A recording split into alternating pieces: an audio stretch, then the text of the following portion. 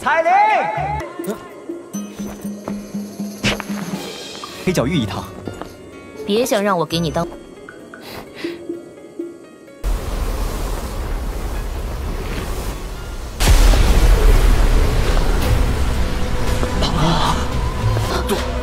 杜宗，这个女人，她怎么会出现在这儿？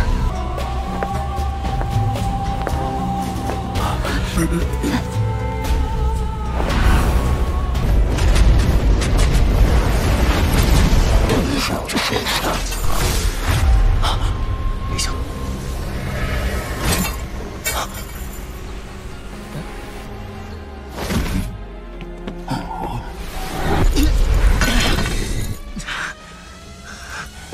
又要救我，又对我这么不客气，这要是这家伙突然出现，韩风这个混蛋现在恶心的。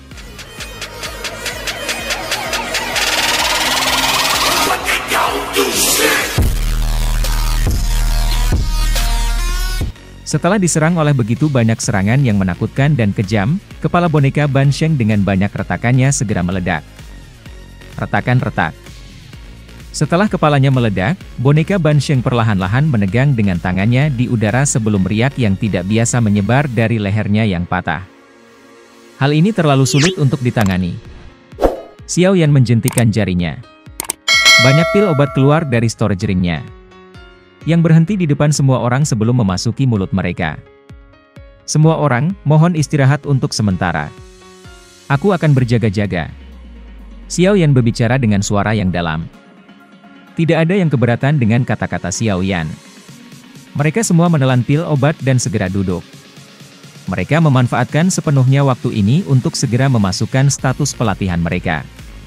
Mereka perlu memastikan bahwa itu douki mereka dipertahankan pada kondisi puncak di tempat ini yang penuh dengan bahaya. Hanya dengan begitu mereka akan dapat mempertahankan kehidupan kecil mereka. Xiao Yan gegeh, apakah kita perlu campur tangan? Sun Er berjalan ke sisi Xiao Yan. Matanya yang cantik melihat ke arah medan perang lainnya saat dia bertanya dengan lembut. Pertempuran lainnya tidak berjalan dengan sangat lancar. Bahkan ahli Hall of Souls dari kelompok Hun Yu telah hatinya hancur oleh boneka Ban Sheng.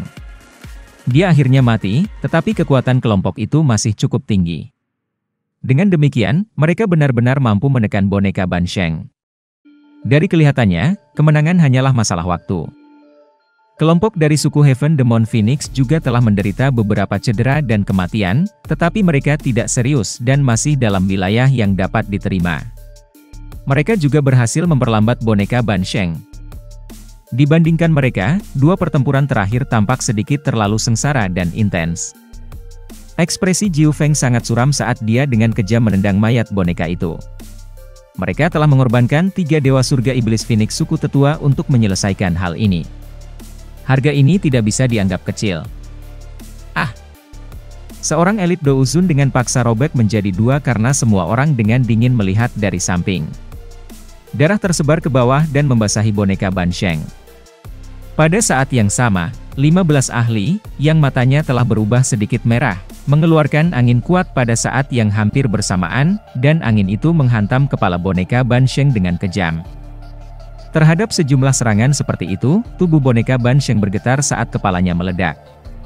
Riak dari ledakan menghantam Lusin ditambah ahli di dekatnya dan menyebabkan darah mengocok di dalam tubuh mereka. Segar darah segar tanpa sadar meludahkan. Mereka benar-benar menderita kehilangan darah untuk membunuh boneka Ban Sheng ini. Setelah pertempuran ini berakhir, pertempuran terakhir berlanjut selama beberapa menit lagi sebelum boneka akhir Ban Sheng akhirnya terbunuh. Kelompok terakhir orang terbaring lemah di tanah setelah kepala boneka Ban Sheng telah diledakkan. Mereka bahkan tidak ingin menggerakkan jari. Kelompok Hun Yu dan Jiu Feng tidak bisa diam setelah melihat kelompok Xiao Yan mulai mendekati pohon. Mereka tidak dapat bersusah payah untuk beristirahat ketika mereka melambaikan tangan mereka dan memimpin orang-orang mereka ke pohon kuno Bodhisattva. Beberapa kelompok yang terfragmentasi lebih jauh di belakang juga mengertakkan gigi mereka ketika melihat orang mendekati pohon. Saat semua orang mencapai bagian bawah pohon kuno Bodhisattva, cahaya terang tiba-tiba meletus dari tubuh pohon 1000 kaki di atas tanah. Pilar cahaya dengan cepat menyusut sementara semua orang merasa terkejut. Itu mengeluarkan suara, "Swoos," saat ditarik kembali ke pohon dengan kecepatan seperti kilat. Cahaya putih memenuhi visi Xiao Yan saat dia berdiri di dunia cahaya putih. Apa yang terjadi? Xiao Yan mengerutkan kening dan bergumam pada dirinya sendiri. Sesaat kemudian, dia tiba-tiba mengangkat kepalanya. Ada cincin cahaya melingkar yang jaraknya dekat dengannya. Xiao Yan bergumam dengan bingung ketika dia menatap padang rumput yang sangat besar ini. Tempat ini meninggalkannya dengan perasaan akrab bahkan dengan ingatannya yang kacau balau. Tubuh Xiao Yan berdiri di udara. Matanya memandang sekelilingnya dan memperhatikan bahwa itu dataran itu kosong. Seluruh area diresapi dengan aura kesepian. Tampaknya dia adalah satu-satunya yang ada. Xiao Yan bergumam pada dirinya sendiri. Kegembiraan liar menerpa matanya. Dia telah mengejar kekuatan seperti itu selama bertahun-tahun. Hei. Xiao Yan anehnya tertawa pada serangan dari binatang itu pasang. Tangannya ditekan dengan kejam dan jejak tangan setinggi 100.000 kaki segera terbentuk di dataran berumput. Riak menakutkan menyebar ke tanah ke arah sekitarnya dalam bentuk melingkar.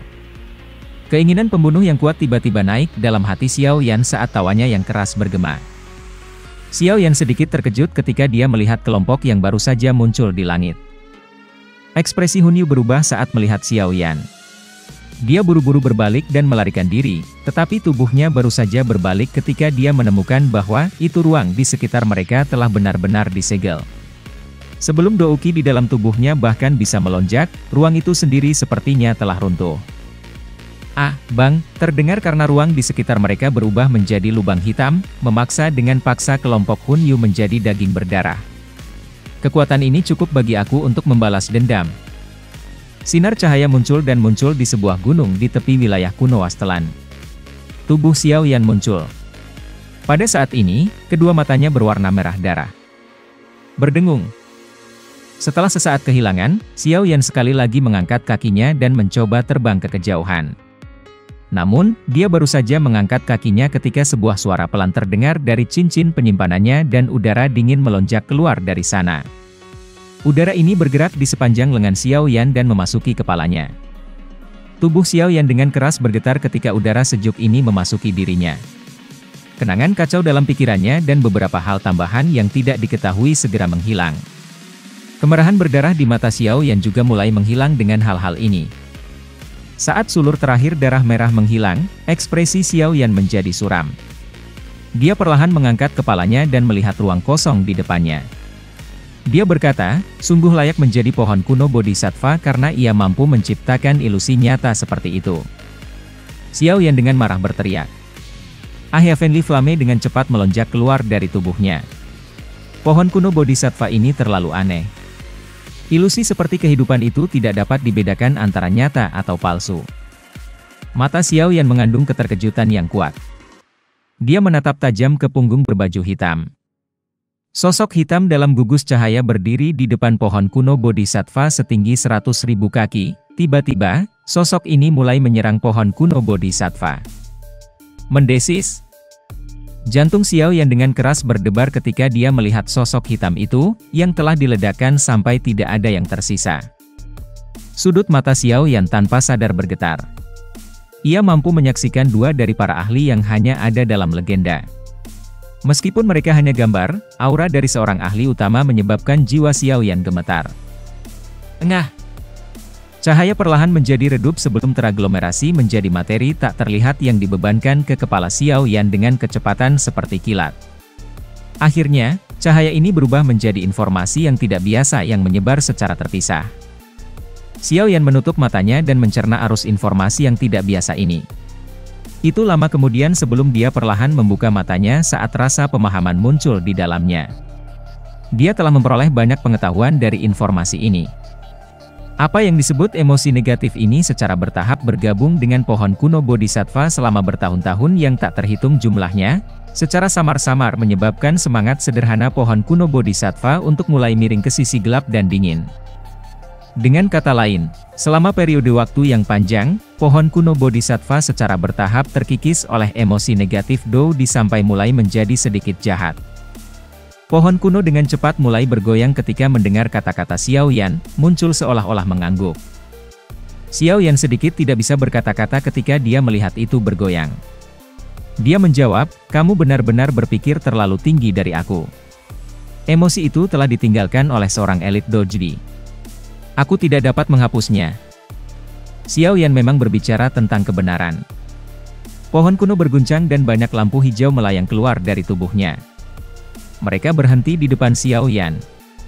Cahaya itu secara bertahap melemah, dan Xiao Yan terperangah karena dia telah menemukan bahwa itu bintik-bintik cahaya itu semua adalah biji bodhisattva. Selain itu, dari kilau kristal yang mereka pancarkan, mereka jelas sekali lebih murni daripada benih bodhisattva di tangannya. 1, 2, 3, 24. Mata Xiao Yan menyapu titik-titik cahaya hijau. Sudut mulutnya tanpa sadar bergetar. Meskipun benih bodhisattva tidak sekejam hati bodhisattva, itu masih bisa meningkatkan peluang seseorang untuk berhasil maju ke kelas Dousheng. Lupakan benih bodhisattva yang berkualitas sangat tinggi, bahkan benih bodhisattva yang tidak murni di tangannya akan mampu menggoda banyak ahli. Xiao Yan menghela napas lega saat melihat uap hitam. Dia segera duduk. Kesulitan yang terlibat dalam pemurnian pohon kuno bodhisattva telah jauh melampaui harapannya. Tubuh Xiao Yan bergetar saat menyentuh futon kuno. Energi murni terus-menerus dituangkan ke dalam tubuh Xiao Yan seperti air banjir, menyebabkan suara berderak yang akan dipancarkan dari tubuhnya. Xiao Yan tanpa sadar menghirup udara dingin ketika dia merasakan perubahan di tubuhnya. Energi dalam pohon kuno bodhisattva ini sangat murni.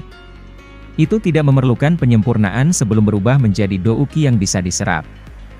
Dengan kata lain, pohon kuno bodhisattva ini seperti air mancur douki yang tak habis-habisnya. Xiao Yan diam-diam memuji penyempurnaan ini di dalam hatinya. Dia tidak lagi berani menunda lebih lama karena dia sekali lagi melepaskan flame langit dan bibit bodhisattva lain dilemparkan ke dalamnya. Benih bodhisattva berubah menjadi hembusan udara segar karena penyempitan liar ini. Ia bangkit dari api dan memasuki pohon hijau zamrud. Pada saat yang sama, sulur dari uap hitam sekali lagi menghilang. Terus, ruang tertutup dalam warna hijau dipenuhi dengan kekuatan hidup yang hebat. Tidak ada konsep waktu yang tepat di tempat ini. Xiao Yan hanya bisa mengingat dengan jelas bahwa itu pohon kuno bodhisattva telah membantu dia dalam memulihkan doukinya 28 kali. Batch pertama dari benih kuno bodhisattva telah benar-benar disempurnakan olehnya. Tetapi benih kuno bodhisattva ini tidak sepenuhnya menghilangkan emosi negatif dalam pohon kuno bodhisattva. Oleh karena itu, Xiao Yan mampu mempertahankan ketenangannya ketika puluhan bibit bodhisattva sekali lagi terbang keluar dari pohon kuno bodhisattva. Xiao Yan melihat pohon kuno bodhisattva. Pada saat ini, pohon kuno bodhisattva tidak diragukan lagi jauh lebih hijau zamrud daripada sebelumnya. Xiao Yan tersenyum. Dia juga menepuk cabang pohon kuno bodhisattva. Setelah itu, kelelahan yang berasal dari jiwanya tiba-tiba melonjak, menyebabkan dia menutup kedua matanya. Selanjutnya, kepalanya juga diturunkan. Keletihan dari menyempurnakan bibit bodhisattva selama periode waktu ini benar-benar terlalu hebat. Meskipun pohon kuno bodhisattva telah membantu dia dengan douki yang kelelahan jiwanya tidak dapat dipulihkan dengan mudah. Sekarang Xiao Yan akhirnya rileks, kelelahan dari jiwanya, yang telah dia tekan, tiba-tiba muncul. Itu menyebabkan Xiao Yan turun ke tidur. Sebuah suara yang tidak biasa dipancarkan dari pohon kuno bodhisattva ketika melihat Xiao Yan menurunkan kepalanya dan turun ke tidur. Tempat ini tidak terlalu besar. Oleh karena itu, banyak pasang mata berkumpul di pohon kuno yang seperti batu giok di bagian tengah. Mata semua orang yang hadir terfokus pada pohon kuno bodhisattva. Orang-orang yang tersisa melihat apa yang dia lihat sementara ekspresi Sun Er berubah. Semua ekspresi mereka dengan cepat mengalami perubahan tingkat yang berbeda-beda. Sun Er, jangan sembrono. Ini mungkin kesempatan yang bagus. Gu Qing yang meraih Sun Er dan mengingatkannya dengan suara yang dalam.